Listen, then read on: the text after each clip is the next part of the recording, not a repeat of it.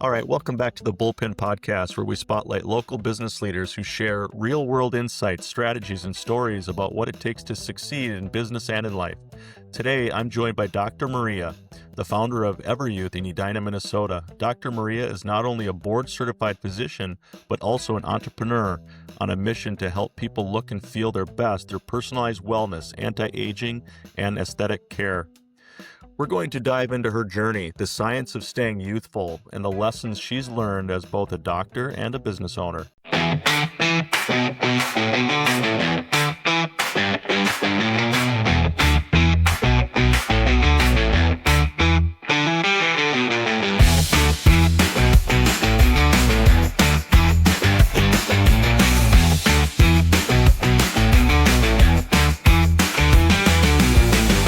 Dr. Maria, you've had such an incredible journey from international training to residencies here in Minnesota. Can you share a bit about what inspired you to open EverYouth? Yes, definitely. So, my patient experience. So, a couple years ago, when I had some personal health issues that I wasn't making progress on, I was introduced to a different type of medicine that basically resolved all of my issues that I was experiencing. And that was one of the big aha moments that basically led me to this.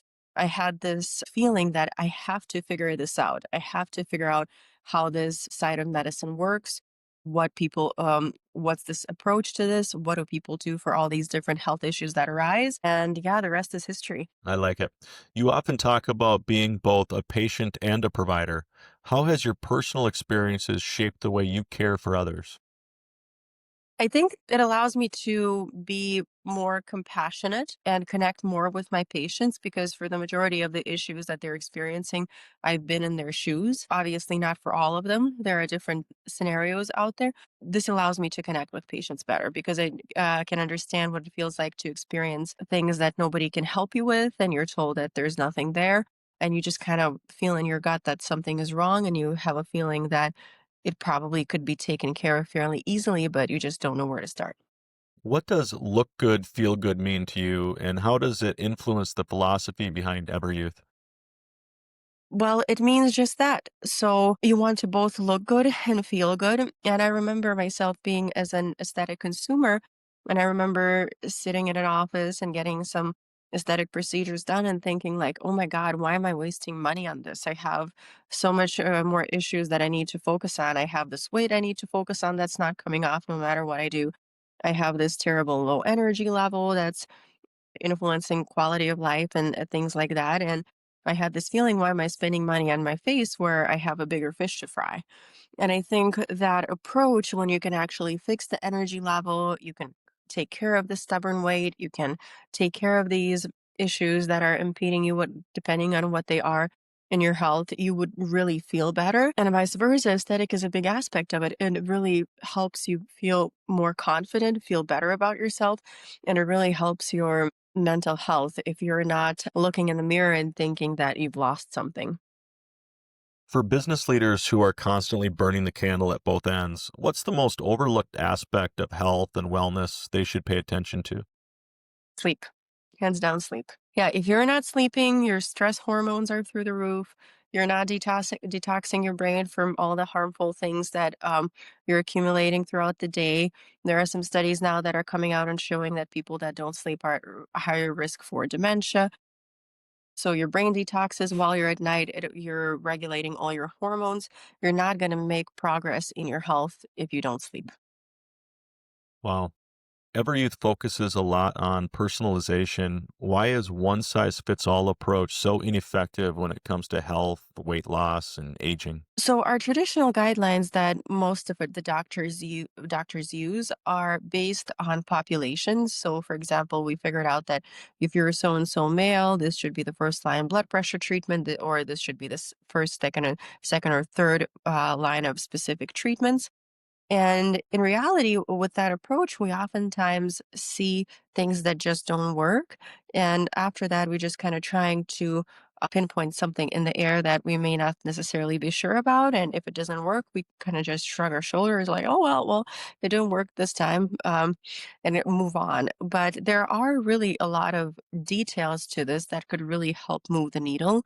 on specific issues, but they probably wouldn't be uncovered with the superficial workup that people get. And a lot of the testing that I get that really helps move the needle from a traditional approach, it oftentimes might be considered excessive. Sometimes other providers may not necessarily know what to do with them. And I oftentimes even consider labs that are considered to be within the range of normal to not be normal, or I should say to not be optimal. So there is even a book like that written by one of the fathers of hormone replacement. Normal is not optimal. And I feel like that's a big thing. Some of your tests are in the rain. All it means that where the majority of the population is. But then the next question you should be asking, how does the majority of the population feel? Are they functioning and feeling the way you would want to be? So sometimes when you get this nuanced approach, you would see that what's something that's in the range isn't necessarily optimal. And plus, there are a lot of different other testing and treatment modalities that you could do that are just kind of outside of the scope of HMO and regular practices. Makes a lot of sense. You specialize in anti-aging medicine. How do you help clients balance wanting to look youthful with staying natural and authentic? That is something that I strongly believe in, and that is your approach to aesthetics. So, some patients would probably want to have that grotesque look. They would want to basically people to see the money that they spent on them. But I feel like style is more subtle. For example, I would be one of them. I wouldn't like to look grotesque personally. And I find that a lot of my patients feel like me. So you don't want to look artificial. You don't want to look like you're trying too hard, or you don't want your facial features distorted. And I feel like that is definitely my philosophy. So I think that is applicable a little bit more to aesthetics rather than wellness. I feel like in terms of wellness, once you experience that weight loss, once you experience those gains in the gym, I don't see that many people that look grotesque. Weight loss can feel overwhelming for many people. What's different about EverYouth's approach compared to traditional weight loss programs? So I can tell you what I do that's similar to everybody else and what I do that's a little different. So I really take a deep dive and try to see what's going on. So I treat the entire person. So surprisingly, a lot of my patients that even get on the GLP medications, for a lot of them, they don't work right away. So there is this notion out in the community that, oh, you're getting on these medications, you're cheating, you're taking the easy way out. And I feel like those people that are saying that are fairly removed from what's actually going on. A lot of my patients already do the lifestyle, diet, exercise, all those modifications. A lot of my patients start the GLPs, and you'd be surprised that a lot of people, even with all those approaches, still can't lose weight. So that's where anti-aging and functional medicine really shines to really dig deep and see why is it exactly that all these heroic efforts aren't working. And they can be different for everybody. So you kind of really dig deep and pay attention to details and try different things. Figure out what works, yeah. Mhm. Peptide therapy and biohacking sound futuristic sometimes. Can you break down what those are and how they help people feel more energized and youthful? Yeah, so biohacking is a term that I would say is applied more to the non-medical field, but biohacking is that something that's anybody could do from a standpoint of being a patient, a wellness coach, and things like that. And so somebody that is a provider, you would take that slightly to a different level. But basically, biohacking would encompass all these modalities. So, for example, the most common ones would be red light therapy. There are a lot of memes going around of people walking around with their red light therapy masks and so forth. My favorite meme is biohackers on a date and how they add specific peptides, how they eat and don't eat certain things. They add methylene blue to their water and things like that. So biohacking like really encompasses all these alternative treatments, so to speak. But as a physician, you're kind of obligated to take it to the next level and maybe open kind of expand availability of things that people may not be able to find on their own. Peptides have been around for a long time. They've been around. Actually, the first one that initially they started coming up in the Institute of Gerontology in Russia. The original one that they discovered was endolutin, which is Epitalon. That's the original one that they did anti-aging studies on. And then it kind of took off from there. But since there have been hundreds and hundreds of peptides discovered, and each one of them has a specific function. And what's interesting that there are actually a lot of peptides in use in the traditional medical approach, and they're fairly niche. Some of the blood pressure medications are peptides. Most famous peptide on the market right now is the Mounjaro or the tirzepatide. A lot of the hormonal medications, niche endocrine medications, are peptides. And then there are a lot of them that didn't necessarily make it to the big market that are available from your compounders locally that do other things, and they are used mostly for wellness, biocomposition, tissue healing, and things like that. So they're more used for optimization rather than traditional medical approach of big guns treating big problems. Sure. Many people think of aesthetics as just cosmetic. How do you connect aesthetics to overall wellness and confidence? That's exactly right. So confidence is a big piece. So if you don't look the way you want to look, especially for women, it erodes your confidence, and kind of giving that back, giving them the opportunity to feel that their youth isn't lost is a big piece. So if you feel confident about yourself, you're a better mother, a better wife, a better business owner, better employee. You just carry yourself easier and better throughout life. So I think for some people it may appear as vanity, but if you think about it about the self-confidence and mental health approach, it's a big piece. Yeah, for sure. Running a clinic is both a medical and business challenge. What lessons have you learned as an entrepreneur in the wellness space? Don't be afraid to evolve. Don't be afraid to move on. Don't be afraid of hard decisions. I think since I started, I changed a lot about how I do and what I do. I've changed all sorts of vendors, anything from testing to treatment to pharmacies to EMR to scheduling to everything. So basically, ever since I started, I just found better ways of doing things and changed them numerous times. So I think that's a big piece is not being afraid to change. And the other one is to try not to forget about your own wellness. Because as I started as a patient, excuse me, when I initially started, I was really on top of everything I did, on top of all my supplements, peptides, everything like that. And then the busier you get, the more you kind of don't have time to pay attention.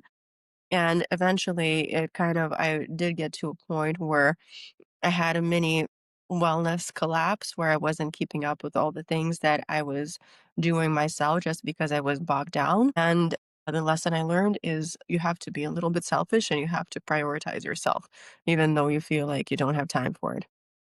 That you've gone through rigorous medical training across multiple specialties. Which part of your medical journey most influences how you practice today? I think all of them, to be honest, influence in a significant way because you just learn to be over time, the more experience you have, you learn to be a better doctor. You learn to pick up on more things. You learn to treat them better. And I feel like my most recent training in functional and anti-aging medicine is probably the thing that I use now mostly from a medical perspective. And this changed how I see patients in my other specialty as well, because whereas before, for example, I couldn't understand why somebody isn't making progress, why somebody isn't moving the needle, but now I can see a little bit deeper that I used to be able to see. Sure.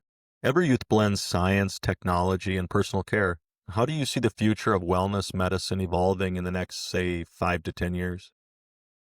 I feel like this field of medicine is going to become more and more mainstream. I feel like we are reaching the tipping point and the momentum where more and more people are using this field of medicine, where more and more people are seeing results, where it's kind of ubiquitous, and it's going to become harder and harder to stay ignorant. Whereas before doctors were able to say, "Oh, I don't see the value in this. I don't even know what this is. We don't have to deal with this." I feel like the momentum and kind of pressure from the market is going to bring this more into the mainstream. What's one myth about aging or wellness that you wish people would stop believing? Hormones are not bad for you. So the myth is hormones are bad for you. They are not. They are the proverbial fountain of youth. 2003, there was a Women's Health Initiative study that came out, which basically was a witch hunt in hormones. Everybody stopped prescribing hormones. And that myth is still propagated to some extent today. We now know that that's simply not true. Hormones are good for you. There is a wrong and right way to correct them. And I would highly suggest that doctors familiarize themselves what is the wrong and right way to correct them and kind of catch up on all the studies that came out since that basically dispel that myth. And they are the proverbial fountain of youth. And I oftentimes prescribe hormones to both men and women, specifically for wellness. So, to some, it may be considered something for vanity, or for some indications that they're not reasons that they're not usually thinking about. But correct, good hormone levels literally influence everything: your cholesterol levels, your memory, your bone density, your mood, your libido, everything. Well, that really is it was, the proverbial fountain of youth, and with as much as information that is available now, doctors really don't have an excuse to be reciting misinformation anymore. Yeah, that's interesting. For someone listening who feels sort of stuck with their health, maybe low energy, extra weight, stress, what's one first step you'd encourage them to take? I would encourage them to follow their intuition, and I would encourage them to look outside the box, and I would encourage them to potentially, if somebody's telling them there's nothing they can do for them, to doctor shop. So I've like, as bad as it sounds, I do oftentimes encourage that for different friends or family members, say in a specialty that I'm not in. Just follow your intuition. If you're probably right. You just may not necessarily have the answers in front of you, but the answers are out there. And as funny as it may sound, I'm actually oftentimes curious and I go onto these bodybuilding forums, wellness forums, there are Reddit, there's a ton of them out there. And I'm actually just shocked at how helpful the information is that's out there. So because those are all the people that have oftentimes have gone through the experience and that somebody else might be looking at, and they have helpful tips on what to do or how to find an answer or how to find the right doctor and so forth. So just, I would say, don't give up. Yeah, makes sense. On a personal note, how do you apply the principles of anti-aging and wellness in your own life to stay energized as both a doctor and a business owner? So I basically do my own wellness, so to speak, taking all the supplements. I convinced my fantastic OBGYN to prescribe to me some of the things that I thought were helpful, and they're fairly easy to do to where he did it without a problem. Just basically try not to forget about yourself in the process and just really do as I say, basically. I love it. Dr. Maria, thank you for joining us today and sharing your story, your insights, and your passion for helping people live healthier, more vibrant lives.